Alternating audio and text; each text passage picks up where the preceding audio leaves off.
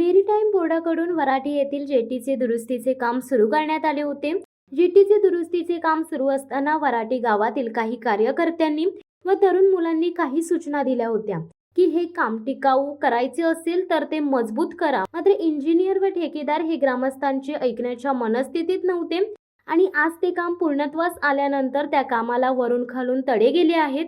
संपूर्ण जेटीचे नवीन दुरुस्तीचे काम फुटलेल्या अवस्थेत पाहावयास मिळत आहे। अशी परिस्थिती ही जेटी कधीही सावित्री पाण्याच्या लाटेबाहेर वाहून जाऊ शकते। यामुळे मोठा अपघात होण्याची चिन्हे दिसत आहेत। या कामाला इंजिनियर व ठेकेदाराने लाखोचा गंडा लावला का असा प्रश्न सामान्य जनतेतून येत आहे। अक्षरशः वराठी जेटीचे काम हे निकृष्ट दर्जाचे केले असल्याचे दिसत आहे। वराठी येथील जेटीचे निकृष्ट दर्जाच्या कामाची चौकशी व्हावी व इंजिनियर व ठेकेदारावर योग्य ती कारवाई करावी अशी मागणी जोर धरू लागली आहे।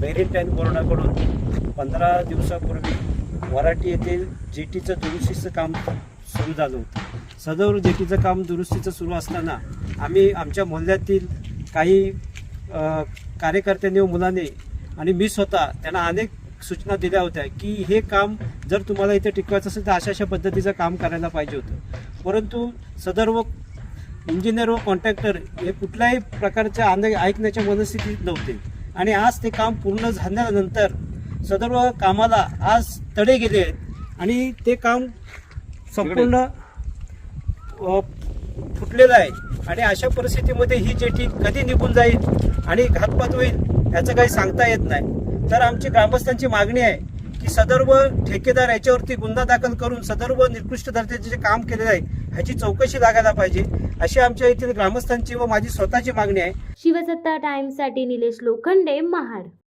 दे धडक बेधडक वृत्त देणाऱ्या आपल्या शिवसत्ता टाइम्स न्यूज चॅनलला लाल बटन दाबून सबस्क्राईब करा आणि बेल आयकॉनला क्लिक करायला विसरू नका।